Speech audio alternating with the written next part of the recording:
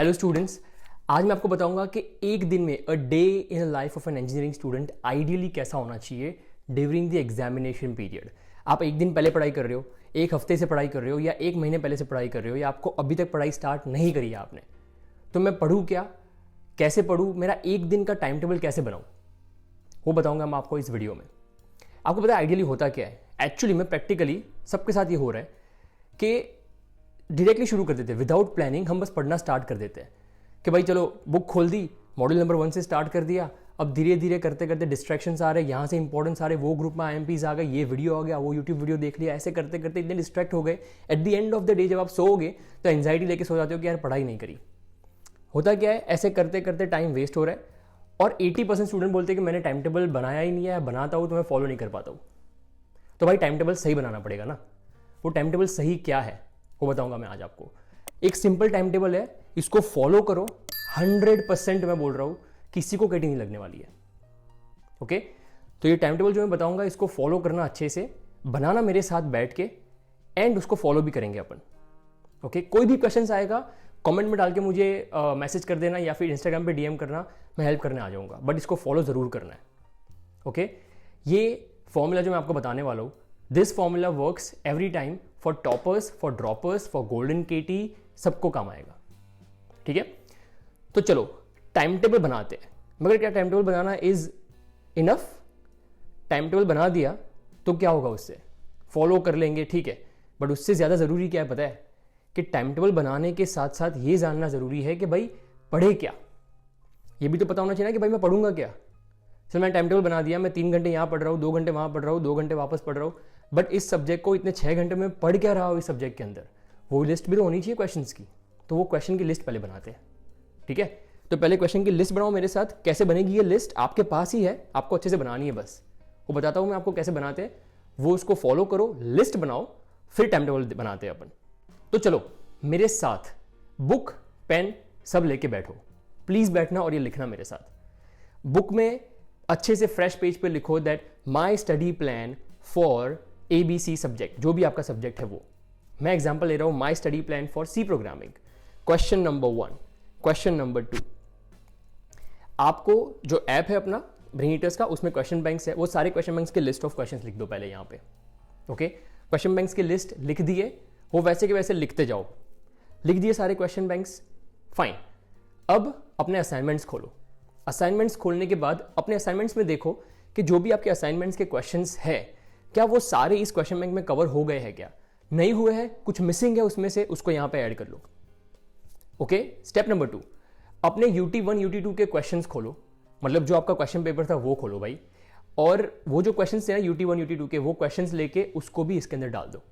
But अगर आपको repeated लग रहा है कि भाई ये ऑलरेडी है यहाँ पे, उसको मत डालना, बट कुछ यूनिक है जो आपको लग रहा है कि इसमें था और इस क्वेश्चन बैंक में मेरे लिखे हुए लिस्ट में नहीं है, तो उसको भी ऐड कर लो यहां पे।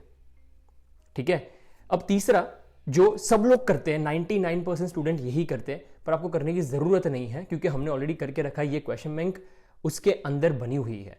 दैट इज प्रीवियस ईयर्स के 3-4 साल के पेपर्स लो और सारे पेपर एनालिसिस करके इंपॉर्टेंट रिपीटेड क्वेश्चंस निकाल के इसके अंदर डालो, वो ऑलरेडी होगा। फिर भी अगर आपको तसल्ली के लिए अपने करना है कर लो, बट सारे क्वेश्चंस आपको इसके अंदर मिलेंगे। ओके, अब क्या हुआ पता है? आप जब देखोगे उस लिस्ट को तो आपके पास एक लिस्ट ऑफ क्वेश्चंस बन जाएंगे, 35-45 लिस्ट ऑफ क्वेश्चंस। ठीक है ना, तो ये 35 से 45 लिस्ट ऑफ क्वेश्चंस आपके बन गए, रेडी है। अब वो क्वेश्चंस को लो और उस क्वेश्चंस को आपको यूज करना है टू स्टडी। अब वैसे ही क्वेश्चंस की लिस्ट हम हर सब्जेक्ट के लिए बनाएंगे। सब्जेक्ट 1 की लिस्ट बन गई, सब्जेक्ट 2 की, सब्जेक्ट 3, सब्जेक्ट 4, सब्जेक्ट 5, ऐसे 5 सब्जेक्ट की लिस्ट बन जाएगी अपने सामने। ठीक है, 5 सब्जेक्ट की लिस्ट बन जाने के बाद अब आगे बढ़ते हैं, अब बनाते हैं अपना टाइम टेबल। मैं बताता हूं आपको करना क्या है। चलो सुबह उठो 8 बजे। ठीक है, ज़्यादा जल्दी भी नहीं उठना है, ज़्यादा लेट भी नहीं उठना है, जल्दी सबसे होता नहीं है, और ज़्यादा लेट कर दोगे तो खुद को फिर रिग्रेट होगा। ठीक है, 8 बजे उठते हैं, 8 बजे से लेके 9 बजे तक फ्रेशन अप हो जाओ, सब रेडी कर लो और 9:30 बजे पढ़ाई करने बैठ जाओ। ठीक है, पहला 30 मिनट्स आपको क्या करना है पता है? पहले 30 मिनट्स में ये जो 45-50 लिस्ट ऑफ क्वेश्चन हमने बनाई थी, उसमें से आप फिगर आउट कर लो कि पूरे दिन में कौन से क्वेश्चंस आप डिवाइड कर रहे हो 15-15-15 8 स्लॉट्स में। तो पहले मैं अभी स्टार्ट करूंगा 9:30 को या 10 o'clock को हम स्टार्ट कर रहे हैं पढ़ाई करना आइडियली। ओके, प्लानिंग प्लॉटिंग के बाद। तो until your lunch time 15 question complete करो। ओके आपको 15 क्वेश्चन कंप्लीट करने लंच तक, कैसे भी थोड़ा लंच लेट करना अगर ज़्यादा लेट हो जाए तो। ओके उसके बाद लंच ब्रेक ले लो 1 घंटे का, कम बैक, वापस आने के बाद वापस 15 क्वेश्चन कंप्लीट करो। बट वो 15 क्वेश्चन करने से पहले जो पिछले 15 क्वेश्चन किए थे आपने उसको आपको रिवाइज करना है। तो पहले एक रिवीजन लेयर करेंगे, फिर नए 15 क्वेश्चंस को पढ़ेंगे। ठीक है, फिर वापस 1 घंटे का ब्रेक ले लो इवनिंग में। उस ब्रेक में आप कुछ भी कर सकते हो, एक्सरसाइज कर लो, वॉक कर लो, दोस्तों के साथ जाओ, जो भी आपको करना है। बट 1 घंटे बाद वापस आ जाना। 1 घंटे बाद वापस आए, मैं 2 से 5 के बीच में पढ़ा, समझ लो आइडियली। उसके बाद मैं वापस आया 6 बजे तक, मैंने वापस 6 या 6:30 को स्टार्ट कर दिया है मेरा पढ़ाई करना। अब डिनर टाइम तक मैं नेक्स्ट 15 कंप्लीट करूंगा, मगर वापस इस नए 15 को करने से पहले जो पिछले 15 के थे आफ्टरनून में उसका रिवीजन करूंगा मैं और नए 15 को कंप्लीट करूंगा। ओके अब आफ्टर माय डिनर जो मेरा लास्ट स्लॉट है वो सबसे इंपॉर्टेंट स्लॉट होता है before you close your day. उसमें आपको क्या करना है पता है? उसमें 2 चीज करनी है। एक, अगर आपने कोई भी चीज बाद में करूंगा करी होती है, पता है हम सुबह पढ़ते हैं, आफ्टरनून में पढ़ते हैं या शाम को पढ़ते हैं, हम कुछ ना कुछ बोलते हैं बाद में कर लेंगे, कुछ टफ है तो बाद में रात को कर लूंगा मैं। वैसे कुछ भी अगर आपने रखा था वो सारे क्वेश्चंस निकालो, उस क्वेश्चंस को अभी करना डिनर के बाद। ठीक है, उसके बाद पूरे दिन के जितने भी आपने क्वेश्चंस पढ़े, क्योंकि हमने पूरे 45 कवर कर लिए, पूरे क्वेश्चंस का एक क्विक रिवीजन करना है। और वो क्विक रैंडम रिवीजन आप 2 तरीके से कर सकते हो। एक, क्वेश्चंस देखते जाओ और खुद आंसर्स बोलते जाओ।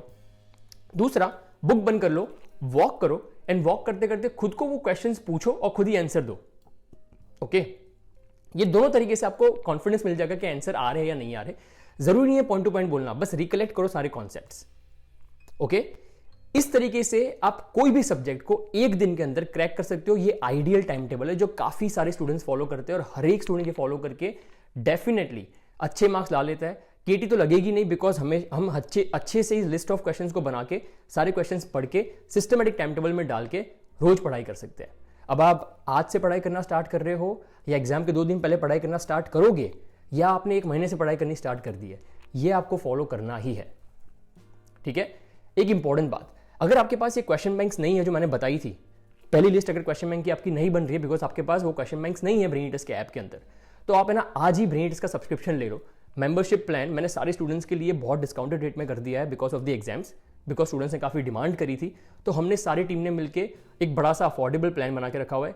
प्लीज़ उसको पहले ले लो और वो पूरा प्लान लेने के बाद सारे क्वेश्चन बैंक, सारे नोट्स, सारे सोल्यूशंस आपको मिल जाएंगे। मैंने लिंक डाली है डिस्क्रिप्शन के अंदर, और क्वेश्चंस है उसके बारे में तो मुझे नीचे लिख के बताओ। But once you get it, list of questions बना के इजीली स्टार्ट करो। 1 दिन के अंदर आराम से प्रिपरेशन कर सकते हो किसी भी सब्जेक्ट की। ओके अगर कुछ भी ऑफ जा रहा है, अगर आपको लग रहा है कि यू आर नॉट सेटिस्फाइड, आपको क्वेश्चंस आ रहे हो और भी, मैं हूं यहां पे, कमेंट्स में डाल देना मेरे लिए क्वेश्चंस, या फिर आप मुझे डीएम कर लेना इंस्टाग्राम पे। ठीक है, स्टडी स्मार्ट, गुड लक। मैं नहीं चाहता किसी को भी केटी लगे। Fine, take care, bye bye.